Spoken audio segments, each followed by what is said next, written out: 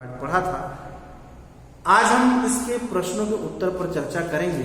हमारे इस पूरे पुस्तक में जैसा कि आपसे हमने बताया कि कृतिका जो हमारी सप्लीमेंट्री बुक है, पहले भी हमने बताया है कि कुल 5 चैप्टर्स हमारे इस बुक में है कृतिका में, जिसमें से केवल हमें 3 चैप्टर पढ़ने हैं। 2 चैप्टर इस शिक्षा सत्र में सन 2020 और 21 के जो शिक्षा सत्र में सीबीएसई ने हमारे पाठ्यक्रम से हटा दिया है। तो इस तरह से कृतिका हमारा अंतिम चैप्टर है। हमारी कृतिका में कृतिका का अंतिम चैप्टर साना साना हाथ जोड़ी। इसमें पहला प्रश्न जो है कि झिलमिलाते सितारों की रोशनी में नहाया गैंगटोक लेखिका को किस तरह सम्मोहित कर रहा था। लेखिका ने पहले ही पैराग्राफ में कहा कि मानो पहाड़ उल्टा रखा हो और सितारे पूरे जमीन पर फैल गए हो, ऐसा सुंदर लग रहा था गैंगटोक शहर। तो किस प्रकार सम्मोहित किया, किस तरह से अट्रैक्ट किया। तो हम ये लिख सकते हैं कि लेखिका जब रात में गैंगटोक शहर की सुंदरता को उसने देखा, पहाड़ों में रोशनी से नहाया, छोटे छोटे बल्ब की रोशनी से नहाया हुआ गैंगटोक मानो उसे एक विशाल आसमान दिख रहा था, जिसमें जो सितारों से भरा था, रंग बिरंगे सितारों से भरा हुआ था। और ये सुंदर दृश्य जो है लेखिका को अपनी ओर आकर्षित कर रहा था। ये पहले प्रश्न का उत्तर आप लिखेंगे। दूसरा प्रश्न है कि गैंगटोक को लेखिका ने कहा कि मेहनत कश बादशाहों का शहर कहा। क्यों कहा? आखिर लेखिका ने मेहनत कश बादशाहों का शहर क्यों कहा? तो हमें प्रश्न को पहले समझना होगा। मेहनत कश का मतलब होता है जो बहुत कठिन परिश्रम करते हैं।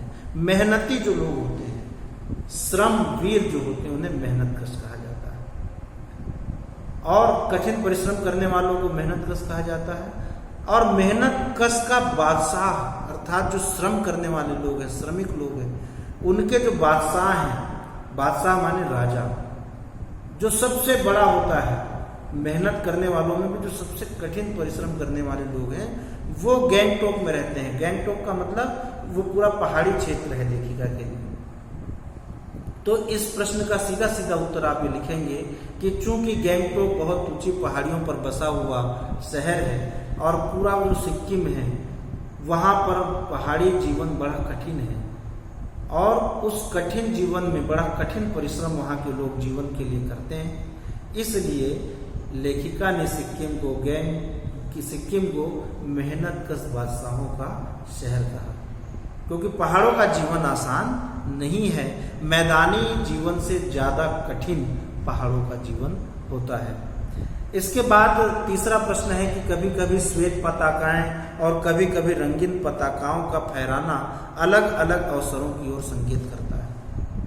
हमने पढ़ा था कि लेखिका के ड्राइवर जितेंद्र ने उन्हें बताया था, जब लेखिका ने दूर में फहरती हुई कुछ सफ़ेद पताकाएं देखी एकदम जंगल में, तो लेखिका ने पूछा कि आखिर ये क्या है। तो जितेंद्र ने बताया कि जो बौद्ध धर्म को मानने वाले लोग हैं, जो बुद्धिस्ट लोग होते हैं, वो जब उनके यहाँ किसी की मृत्यु हो जाती है, तो जब मृत्यु होती है तो लगभग 108 पताकाएं बहुत बड़ी बड़ी ये दूर जंगलों में लगा देते हैं और वो पताकाएं हमेशा फहरती रहती हैं और धीरे धीरे समय के साथ वो नष्ट भी हो जाती हैं।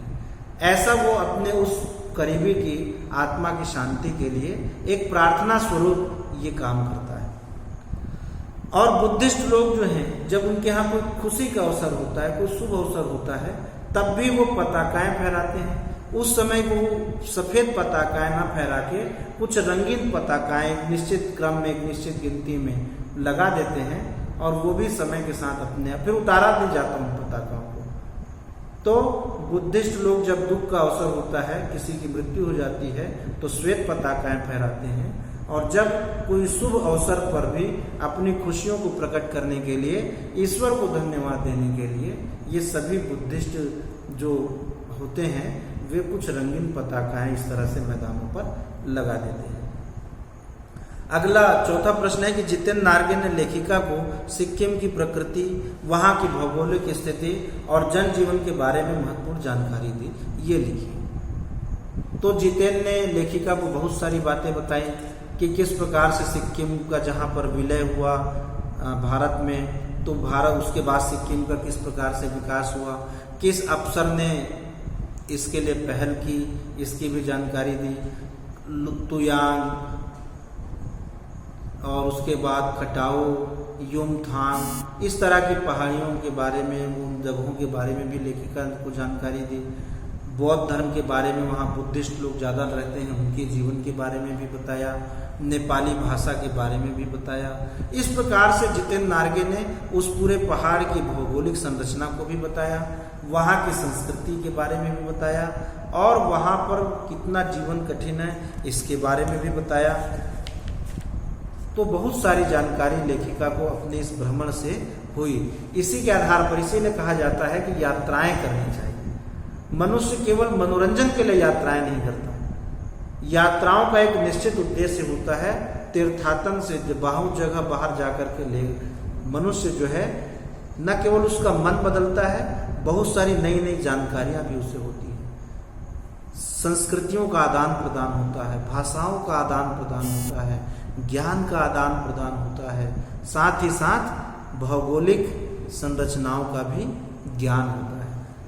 5वां प्रश्न लिखा हुआ है कि लॉग स्टॉक में घूमते हुए चक्र को देखकर लेखिका को पूरे भारत की आत्मा एक सी क्यों दिखाई देती है? लेखिका ने एक प्रेयर व्हील को घुमाते हुए देखा लोगों को, वो घूमते हुए चक्र को देख करके लेखिका को ऐसा क्यों लगा कि पूरे भारत की आत्मा एक है। तो लेखिका को ध्यान आ जाता है कि जितनी भी प्रार्थना सभाएं किसी भी धर्म को मानने वाले लोगों की होती है, उनकी मान्यता एक ही होती है कि ये अच्छा है और ये बुरा है, ये काम पाप है और ये काम पुण्य है।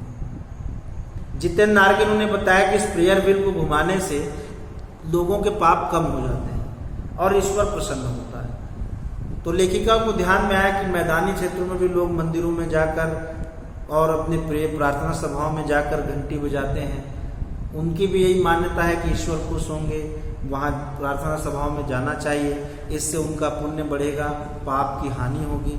अर्थात पूरे भारत में रहने वाले, चाहे वो किसी भी प्रांत में रहने वाला व्यक्ति हो, उत्तर से लेकर दक्षिण तक और उत्तर से लेकर पश्चिम तक, पूरे भारत में रहने वाले लोगों की सांस्कृतिक विशेषता एक ही प्रकार की है, उनकी मान्यताएं, ईश्वर के प्रति धारणाएं एक ही प्रकार की हैं।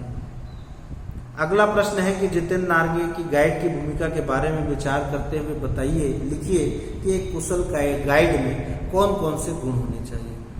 देखिए, गाइड होना भी अपने आप में एक बड़ा महत्वपूर्ण विषय है।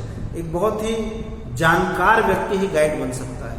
ये भी एक अच्छा प्रोफेशन है जो हिल स्टेशन होते हैं, जो क्योंकि इसमें अनेक भाषाओं का जानकार होना भी आवश्यक है।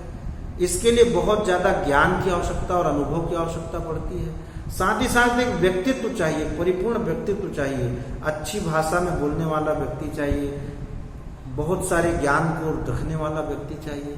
ऐसा ही व्यक्ति गाइड बन सकता है। गाइड बनना कोई आसान काम नहीं है। तो एक अच्छे गाइड में कौन कौन सी गुण होते हैं उसे लिखिए। हमारे लिए ये 7वां प्रश्न है। तो यात्रा वृत्तांत के आधार पर हम कह सकते हैं कि अच्छे एक गाइड में निम्नलिखित विशेषताएं या गुण होने चाहिए। उसे कुशल वक्ता होना चाहिए, उसे अनेक भाषाओं का ज्ञान होना चाहिए, उसे अपने उस क्षेत्र के बारे में, भौगोलिक क्षेत्र की पूरी जानकारी होना चाहिए, अपने भौगोलिक क्षेत्र की पूरी सांस्कृतिक और ऐतिहासिक जानकारी भी एक अच्छे गाइड के पास होनी चाहिए। एक अच्छे गाइड की भाषा बड़ी मुहावरेदार और बड़ी सरल और सहज होनी चाहिए। उसे एक बहुत मिलनसार व्यक्ति होना चाहिए। इस प्रकार हम अनेक विशेषताओं का वर्णन एक अच्छे गाइड के लिए कर सकते हैं।